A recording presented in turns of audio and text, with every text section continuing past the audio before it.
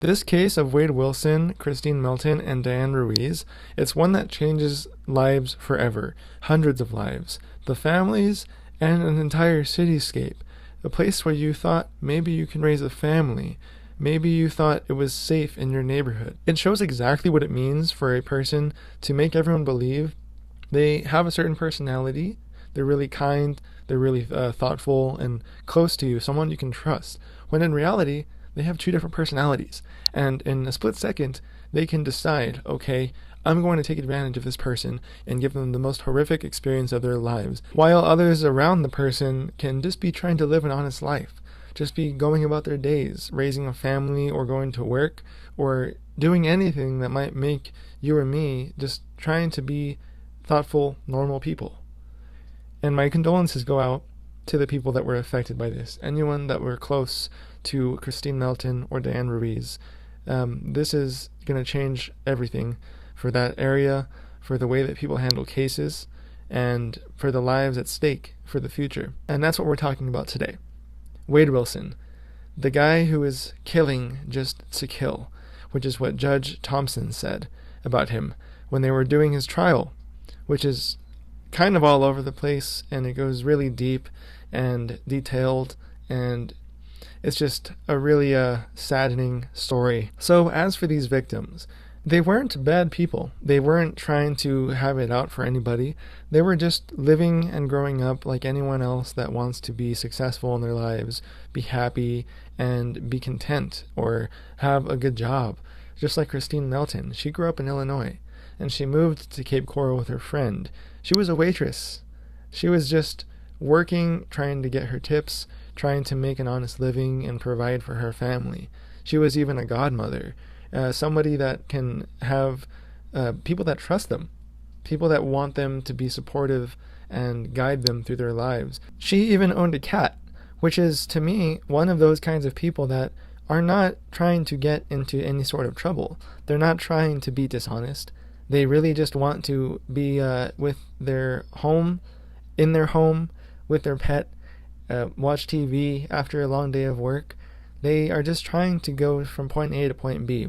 And sadly, that's where Kristine Melton, she was taken advantage of by Wade Wilson. Now, although Kristine Melton did work in Cape Coral, she wasn't anywhere near the proximity of working in the place where these events were taken. She was just doing her thing, a waitress at Duffy's Sports Grill, a place where people have fun, where they go to watch the game or have some nachos and a drink after work.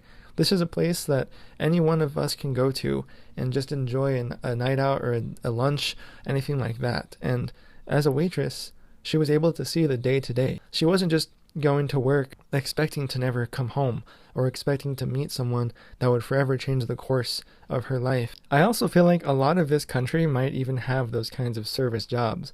Those jobs where you're supposed to go and make your honest dollar. You clock in and clock out. You go through your shift. You have your coworker friends that you can talk to and mingle with while you're there. And the same thing with the customers. The customers there aren't supposed to be out to get you. That's also where Diane Ruiz found herself too.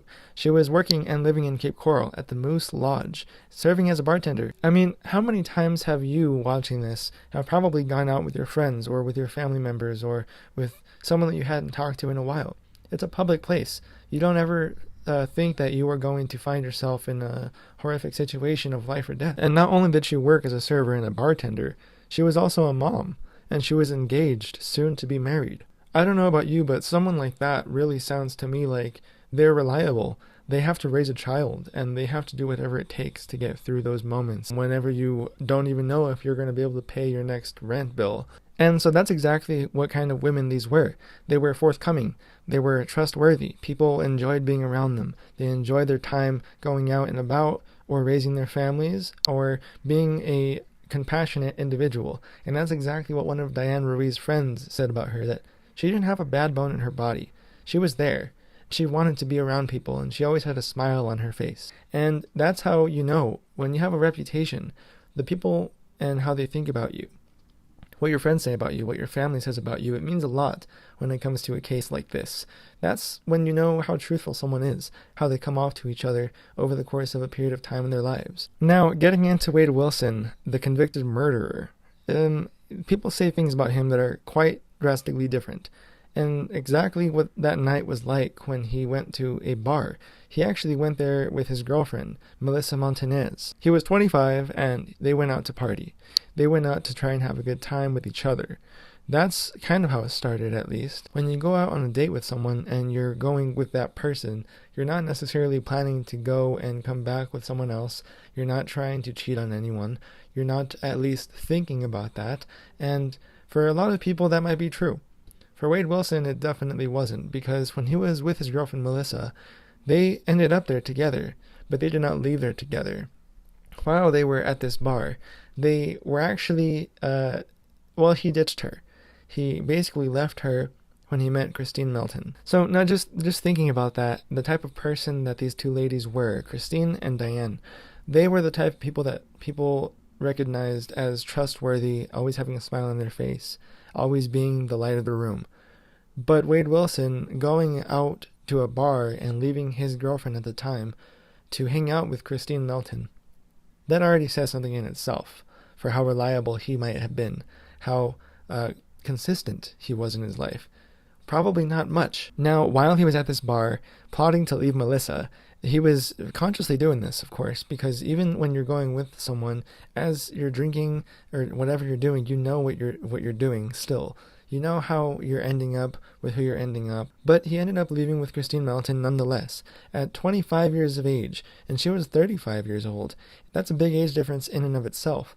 But with Wade Wilson being as coercive and influential as he is at the time, he leaves with her and her friend Stephanie Sailors. And even if they left together without Melissa at the time, being with Stephanie Sailors, her friend, that to me shows that you are with someone that you can trust, and if they trust the person that you're with, or at least if you are together, you're going to let your guard down a little bit. You're going to think, well, I'm with my friend, so what's the worst that might happen? This night, October 7th, 2019, the Fort Myers Bar. It's known as Buddha Live, and if you know any kind of bar, any kind of club, there's always a lot of people there. And that's where the unfortunate turn of the night took place. 3 of them at Buddha Live were having a good time. They were getting to know each other, they were enjoying the night, and when you're in an area that is not known for being dangerous, you are going to express that, and you're going to be able to have fun, which is what they all were doing. And once the bar closed, Wade Wilson was still with the 2 of them. Now, instead of them going to continue the party at some other club, somewhere else, some other location in public, they actually decided to go to their acquaintance and their friend's house, Jason Shepard. That's where they continued all of the night. They were there for hours. They were there doing more drinking, and apparently me and Kristen were intimate, and Kristen's friend and the man that I'm speaking of, they were kind of just like in the other room talking amongst themselves with each other, while me and Kristen, like I said, we were intimate together. And then, we were there at his house for a little while. And it seems like this is where Wade Wilson began plotting his demise for the rest of the night that would follow into these crimes. But how did he even get to this point? How did Wade Wilson end up in Kristine Melton and her friend's house in this night out? Well, he grew up a little bit different. And by different, I don't mean different in any compassionate sort of way. I mean that as in he grew up different, like he didn't have his biological parents there in his life. His biological parents were actually really, really young when they had him. How old were you when you found out you were going to be his father? 14 or 15. How old was his mother at the time? A year younger than me. So he grew up with his adoptive parents, Steve and Candace Wilson, in Tallahassee, and during that time he went to a completely different area of school as well, growing up as a troubled teenager. And troubling in terms of he made his own decisions, and they weren't the best. He attended Deer Lake High School and Lawton Chili's High School, and during his time in school, whether it was middle school or high school, both of those didn't go too well for the way that he was leading his academic life. He was always getting into trouble. He was actually caught smoking and lighting fires at the school. People that he hung out with in school claimed that they knew him as this quiet guy. The type of guy that sits with his friends and doesn't really pay attention to the importance of school, but rather smoking weed in the woods, Not that smoking weed is an addictive substance that leads you to other things, but it could indeed influence you and your friends upon other things when they are passing around drugs at school. And that is not a way to go about anything when you're in an academic state. That can surely get you in trouble. And nonetheless, lighting fires in school. Lighting fires on toilet paper in the bathrooms at that, which is what got him expelled, actually, at one point. One of the people that used to go to school with him even stated nobody would really talk at lunchtime or when they were hanging out. They were always quiet to themselves, wearing a black hood.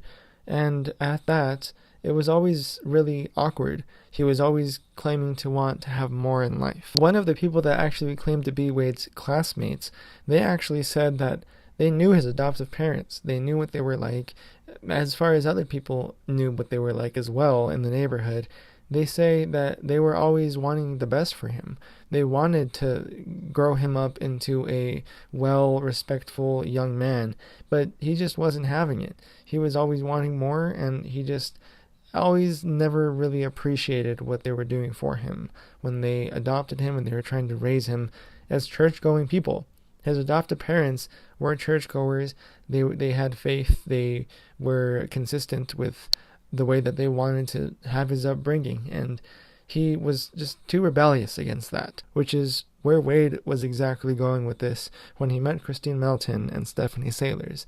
He was seeing himself repeat his life choices all over again, only this time he was bigger, he was stronger, he was more influential. People were always saying that they had never feared from him initially, and over time he definitely took advantage of that by the time he met Kristine Melton. Alright, flash forward 10 years later to this night in this home of Jason Shepard. They advanced the night into Kristine's duplex apartment. This is where they went after Jason Shepard. I guess Kristine was feeling tired. I mean, I would. I'm 27, and after a whole night out, Kristine was 35 at the time. I would imagine she was exhausted. She was really needing a good night's rest after this night. It was pretty late. They were at a club. You're exhausting yourself and partying, so it would make sense that when they were going to her duplex apartment, this was a very familiar place for the both of them. They'd probably hung out there plenty of times. This was just another one of those nights, and it was unique as they had a guy there. But when you're with your friend, you're at a familiar place, there isn't really a second thought that you might have to put into it. That Kristine actually ended up alone with Wade in the apartment. Yes, Stephanie Sailors left Kristine alone with Wade Wilson in the apartment in the darkness so that the two of them could finish off the night together. So it was probably safe to assume that there was a sort of mutual agreement amongst the two of the women that, well, Kristine might have felt some sort of way about Wade, and they were going to do their own thing for the rest of that time together. But this is where things really took an intense twist, a horrific turn, straight out of a horror movie, in fact. His darkest true colors were about to come forth to Christina while she was alone. I know I would have been in such a deep sleep, that kind of sleep where you need to be splashed with cold water or be shaken awake. And if Kristine was that tired, well, it was about to take the worst example for her, and not just being a normal night where she can fall asleep thinking, okay, well, maybe I have this guy here, but it should all work out, right? I'll just wake up the next morning and everything will go back to normal. But it wasn't going to take that direction this time. What did he tell you? He just said he met a girl at a bar. They went back to her house, hung out for a little bit, and then she fell asleep. What did he say happened after she fell asleep? He said he got on top of her and choked her. What name did he call her? Did he refer to her in a derogatory term? He said, I choked that bitch. Okay. And what did he say he did after he choked her? He said he stayed in the house for a little while, and then he rolled her up and was going to try to put her in her trunk, but he couldn't lift her.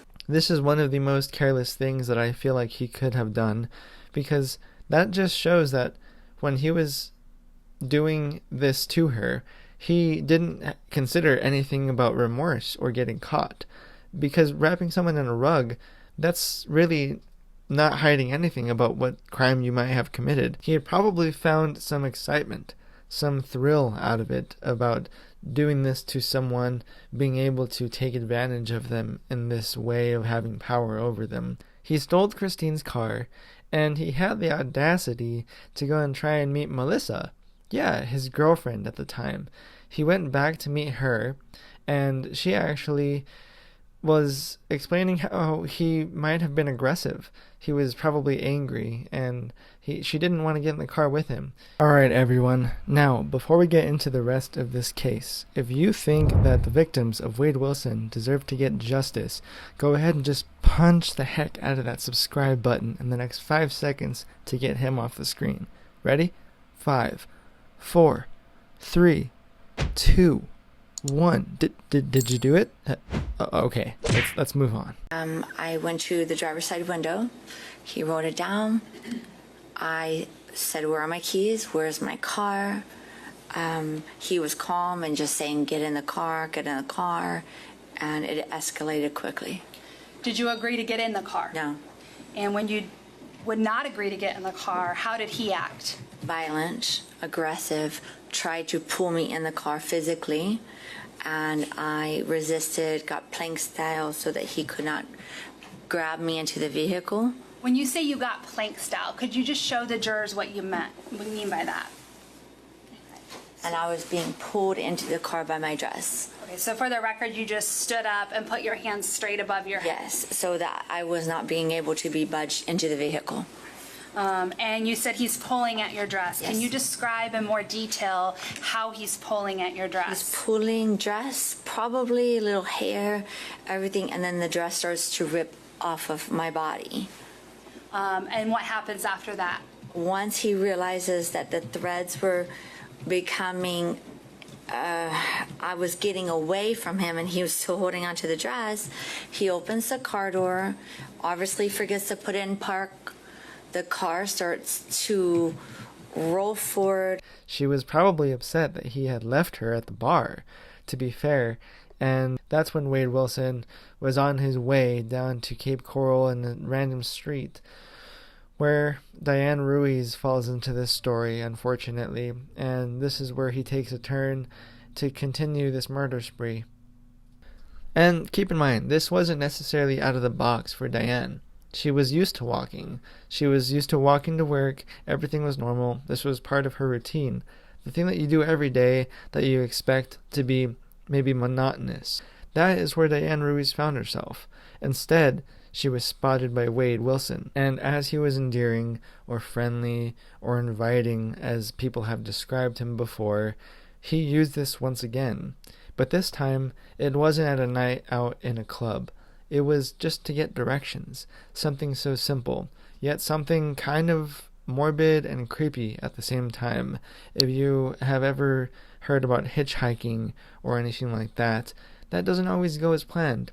This sort of thing happens where people get killed when they are hitchhiking or when they are asked directions or when they're invited into a vehicle, which is what Wade did. He invited Diane Ruiz into the car because apparently her pointing out directions to a school that he was trying to go to in the nearby area, which is where he wasn't trying to go to. He used that as a guise. Diane, she ended up getting in the car with him. She was trying to help him, trying to help a stranger, trying to be nice. He took that opportunity to not ever let her get back out of the car with her life. Instead, they were driving around, and when Diane decided, okay, I've shown you where you have to go, now I'm going to leave, Wade Wilson said, no, you're not. You're never going to leave. You're not going to leave me unless I hurt you first. Instead, he started to beat her. He started to strangle her as well. He started to use his aggressiveness, this personality that he had tucked away. He unleashed it to both of these women, and especially for Diane. In fact, for her, he unleashed it in even more gruesome and terrible ways, because he not only strangled her, any sort of meaning in that moment where she could have found a way to escape and in fear for her life, because I think anybody would fear for their lives if they are just going for a walk, you're trying to help someone, and then you find out, I can't get out of this car without being hurt. You're probably going to be scared and wonder what might happen next to your well-being. And Diane found herself in this situation. Once he was done strangling her in the car, he pushed her out of the car. She probably was already bruised. She probably couldn't breathe. She was probably in a state of panic, trying to find a way to get out and get away from this car, create distance between her and Wade. He took advantage of that as well. He ended up running her over. He ran her over about 10 to 20 times. He hadn't had enough. He was still having that craving for hurting people, that impulse.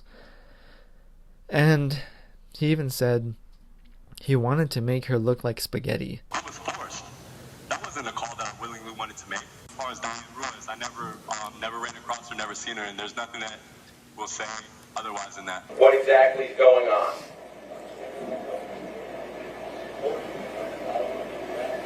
Wait, you don't want any trouble for me, okay? Okay, yeah, that's what I'm saying. So I'm going to have you step out of the car, and I'm going to detain you. Not arrest.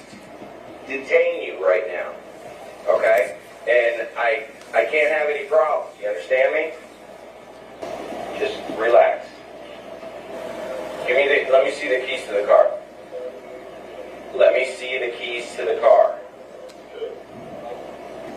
Keys. Keys.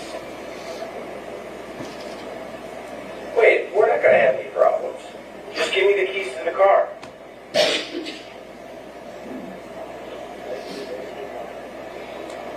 Wait.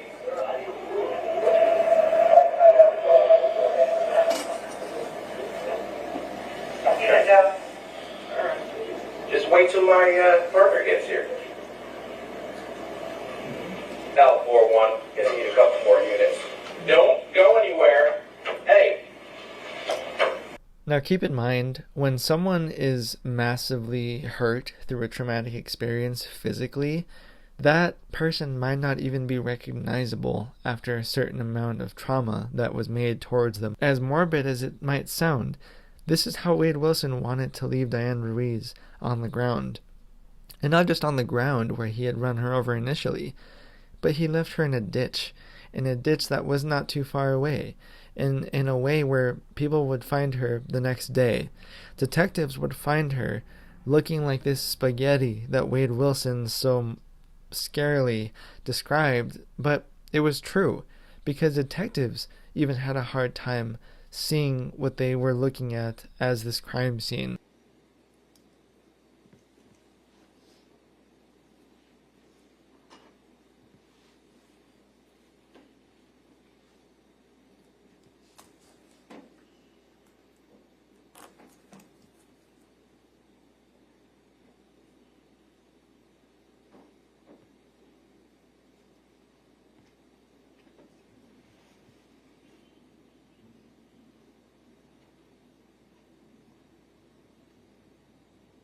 And these detectives saw a woman that was everything that you could have done to her with your bare hands in a vehicle was done to her, and she was left just out in the open in broad daylight. That is just so heartless. There's emptiness for Wade Wilson in that situation.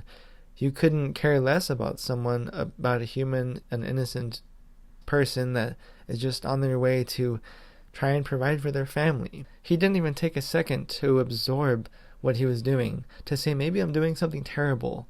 Maybe I should stop. No. He never felt remorse towards them. Instead, he called his biological father, and his father couldn't even pick up the phone at the time. He was at work. Stephen Testaseca was at work, doing what a normal person, a normal adult, needs to do to put food on the table, to live a normal life. Were you able to really give your attention and time to him to try to help him at that point? No, ma'am. Now, during the time that he was supposed to call, about what time was he supposed to call back? I told him around dinner time. And what did he tell you in that call that evening? The final call? Nope, the call the call before the final call? He just told me, he did something. There was 2 people gone that would not be back. He said, I'm a killer. I just told him to call me back. I just thought it was another story. So at this point, when he says that there were 2 people that wouldn't be with us and that he was a killer, did you put a lot of weight into that? No, ma'am. Do you think he was just telling you a story? He's a good storyteller. Wade Wilson didn't say that he was sorry. To think that, wow, I was a teenager when I had this kid, and now, throughout this whole time, he now comes back to me after they don't even talk that much. Poor Diane Ruiz, because she was pretty much held hostage by Wade. She was locked in this car with him because he was beating her, he was attacking her. He was probably taking out this situation that his girlfriend Melissa didn't want to go with him and let it out all on her. She was unfortunately left there in a ditch after the whole parking lot scene. He did everything to her in that parking lot, strangled her, beat her, ran her over. Now, I imagine that everyone that was involved in this, family members, friends, even the detectives, were left with some sort of PTSD, something that they will never forget from this. Because as many cases as detectives can witness throughout a big city, they are not so much so left with scenes straight out of a horror movie, which is what this ended up being for Diane Ruiz once detectives found her body 3 days later. So she had been decomposing. She had been left there completely just, her body basically dismembered from this car scene. She had vultures circling around her. How horrifying to see that. To see something straight out of a depiction of the worst written scene imaginable. And it wasn't written, it was real life. These detectives had to explain this to reporters, to her family.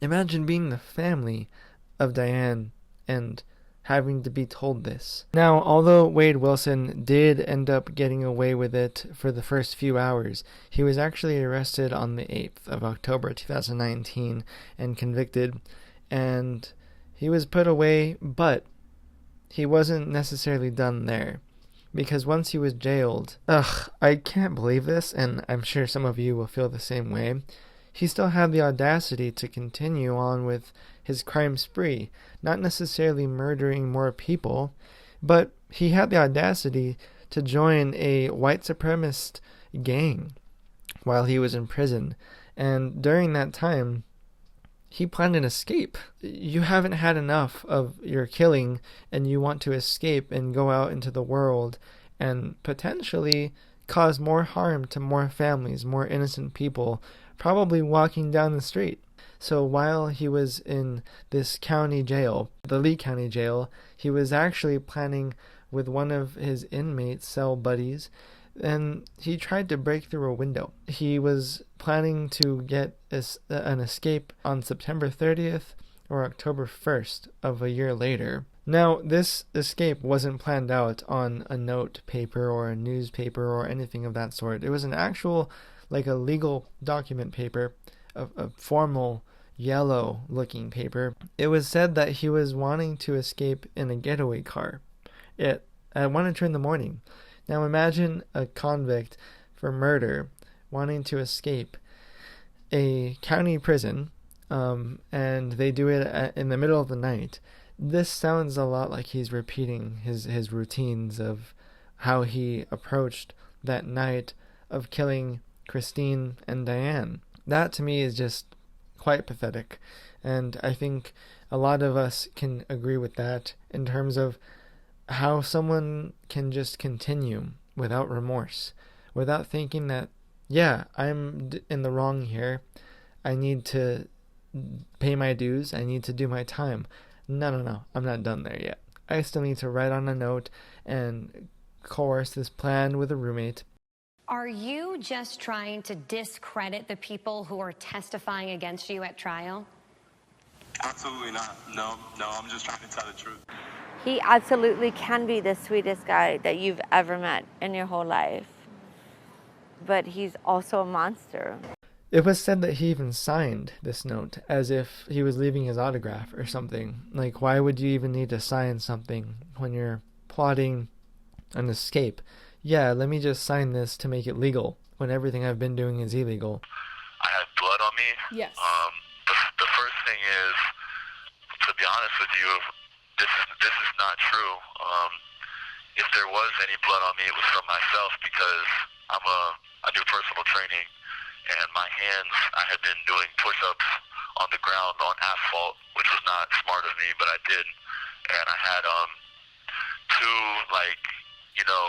quarter-sized scars, open wounds on my hand that had reopened. And, they constantly are reopening. They're on the palm of my hand. And there was a little bit of blood on my pants, I believe, from that. And like I said, this is no wonder that the police, even with everything they have now, like my clothes and whatnot, my pants, the FDLE testing that they say that they're running, it's not a surprise that I haven't been charged with anything. I know this because the blood that's on my pants is from my hand. So if they're saying that there's any blood, it's from myself. He was eventually charged with everything that he had committed, so he didn't get away with this at all. He was charged with, of course, 2 counts of first-degree murder, burglary, grand theft, petty theft. Of course, he was also charged with battery. That is definitely a big part of this case. But on top of that, due to his attempted escape, he was charged with trying to escape, and he was charged with criminal mischief. And even during the trial, when he was talking with his lawyers and the prosecutors and everyone that laid a conversation with him, he said, I would do it again. I would commit these murders again, showing no remorse, continuously throughout this entire time, just cold, stone cold. 5 days after he was released, I would have never imagined that he would have been capable of killing 2 women. When they present it to the state attorney will say, okay, we have enough here to charge him, with the murder. The people that were his lawyers, they, instead of arguing that he intentionally did all these things, that he knew exactly what he was doing, they didn't go that way with it. No. They instead said, maybe it's because he was on drugs. Maybe he was on drugs and it caused him to be this aggressive, to make these decisions, to have these impulses. Maybe he was on drugs and that's what caused him to run over Diane Ruiz 10 to 20 times, leaving her like spaghetti, quote unquote. Which is more carelessness by the people that were representing him. Because how could you do that? How could you go to work as a lawyer and say that someone who brutally murdered these women, it was caused by drugs? That's pathetic. The penalty is reserved for those homicide cases that are exceptional. Do you understand that? Yes, sir. Not everybody that participates in a homicide case is eligible for the death penalty. We have not seen Ruiz or Melton's families in the courtroom today. However, we did. And you think that the trial in this case would really stop there. But, of course, it didn't. And what do I mean by that? Well, Wade Wilson continued to get praise for everything that he'd done by people that are probably just as sick as he is, that looked up to him. He got letters, actually 4,000 letters or photos of some sort. And that, it goes into like a pornographic state, because a lot of those letters and images and notes that were sent to him by different women, they were nude. Of course they were nudes, and they were just trying to get praise from him, showing off their bodies, and they actually didn't get the chance to do that because they were taken away by the prison, saying that they were inappropriate, as if they were anything less than inappropriate, as if that's not an understatement, because it is. Those people writing those letters also were trying to defend him, saying, you know what, Wade Wilson had a tough time growing up with his parents and his church-going home that was trying to create consistency and well-being for him to grow up in. He was led off in a bad way. He was alone. Like, yeah, he had mental health issues. he did drugs and he was drinking and he didn't know what he was doing. And so it seemed like everyone around him, besides the prosecutors and the judge and the families, the victims, they were all trying to really have remorse for him. They were trying to show mercy on him after he showed no mercy on anyone else involved. As the sentencing was originally scheduled for July 23rd for Wade, it was delayed due to his brain injury, and the jury still had to vote. So they ended up voting 9-3 and 10-2. This ultimately was deciding if he should get the death penalty or if he should have a life sentence. Now, if you guys were a part of the jury deciding if Wade should get each of these, what would you decide?